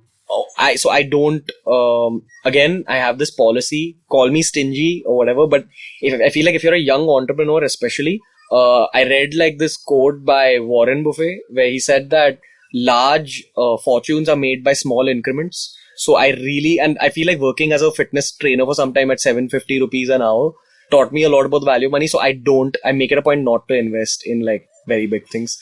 I keep everything like minimal. Again, from a fashion perspective, the good thing about being a blogger is that you get a lot of free stuff. Yeah. So that works for me, but I don't invest. So what are the last 5 things you bought, which are not fashion? The last 5 things I bought with my own money were all equipment for my channel. Because I recently upgraded on all my equipment. So we bought like a new computer, cameras, all that. My full currently for the last 2 years and probably for the next 5 years, my whole life is about like my career. So everything is centered around it. Like I don't know what day of the week it is, but I know how many days away my next release date is. So how do you unwind? Through meditation. Like I know it sounds too crazy, but it's reached that point where meditation has become a form of recreation for me. And to be honest, I don't feel like the kind of work I do needs a lot of unwinding because I unwind through my work. Like, again, it might be wrong. Like, this is probably the definition of being a workaholic, but it is like that. A lot of times I'll be very uneasy on an off day. So I've started dating someone and they've told me that I'm too into my work and I need off days. And they or she? She. Okay, yeah, okay. So she's told me that I need off days because I work too much. And on my off days, I feel very uncomfortable. So I've just stopped taking off days. I'll go on like a date because I don't look at my work as work. Like, it's video creation. It's something I've wanted to do since I'm 11, 12 years old. So why not? That's my main work. But sometimes, like it's about expanding beyond social media that I consider work. So recently I've been getting a little bit stressed with work, but again, that gets quelled. So do you travel? Do you love traveling? I do. I feel like I've reached a point in my life where I need a vacation every 3 months because as much as I love my work, you just need a break once in a while to completely disconnect. And where was your last break? I went to the Himalayas actually for like a trek, which is again something related to fitness. And of course you did this 100-kilometer trek with us in December. That was quite an experience. Exactly. That was a very good disconnect for me. Incredible. And we've already seen your videos there. It was I saw you on the trail there, man. It was hardcore. Very, very hardcore. One of the best experiences I've had. And it changes you, right? I mean, you think it is possibly one of the most enduring thing anybody can 100%. And there was a point in that 100-kilometer trek where my brain just switched off and my body was working. You kind of go into a trance, And then your body switches off and your brain is working. Yeah, it's incredible. Weird experience. But that's the main reason I wanted to do that trek was to get that kind of extreme experience and see what your body's So one book, one movie and one song you recommend everybody. Okay. Interestingly enough, so I read books, but I'm not a big book reader. I read all the time. That's probably another way I unwind, which I didn't mention earlier. Like, I read a lot online. Like, I'll only read things that add some kind of value to my life. So whether that's philosophy or history or business skills or life skills, that self-motivation, all that. That's the kind of stuff I read. So I don't have a book to give you. YouTube. Or a blog? Or a YouTube channel? Okay, I'll give you like a YouTube channel. A great YouTube channel that I've learned life skills from is this thing called Charisma on Command. Charisma on Command. Yeah, so he teaches you how to interact with people, how to be in business situations, how to be in a friend group, social situations. He breaks down the charismas of like celebrities, things like that. So you'll get to learn a lot about how the human brain works just through that one channel. Again, that's one reason I feel like YouTube is a beautiful new age technology. So then who are the people you recommend you should follow or subscribe to on YouTube or Instagram or anywhere else? Okay, if you want to gain something, if you want to develop by yourself, definitely YouTube is your go-to. That's what I feel. That's the truth about living in the modern day. So one's definitely Charisma on Command. Secondly, Sadhguru, not from a meditation and spiritual perspective, but a lot of the logic he has on life, I feel like applies to even things like business. It's replicable. Sadhguru is the second. And the third would probably be like my channel. Like, of course, I'm sure everybody listening so far would have already by now subscribed to your channels and given you at least 15 more views. Thank you so much, guys. Thank you so much, guys. But my channel is like basically a collection of not just fitness and fashion, but I also talk a lot about life skills, and those are things I've picked up from years of like reading things online. And what movies do you recommend? Movie for me, I don't know if I recommend this, but my favorite movie of all time is a movie called Forrest Gump, because the core of that movie is that if you're a good person, like shit will fall in your lap. Yeah. So like that's something I really believe, that like whether it's interacting with people in daily life or even through my content, I never try to make any hate content, even though there's this whole theory about hate spreads faster than love. Now you can argue that Amir Khan was like, in a way, a kind of hate content, but I didn't have any hate in my heart for him. Like, I didn't want to diss him. It was more about educating, like, the masses. And the third question was, there was some music. Okay. I listen to if I'd advise you guys to listen to music, a lot of Bob Marley songs have like some deep meanings behind them. So if you really want to get into self-development music, I'd recommend something like Bob Marley for sure. But personally, I listen to a lot of hip-hop and a lot of Bhangra. Yeah. I must tell you, Ranveer, it has been an absolute pleasure. And I can tell you, I'm guaranteeing you that we are going to bring you back on the show, because you're just 24 and I'm sure, in the next few years would have done so much more. Yeah, I hope All the very best, and Thank you you so have much. my complete support in whatever you are doing. Thank you so much, sir. Thanks a lot once again. It was a pleasure being here.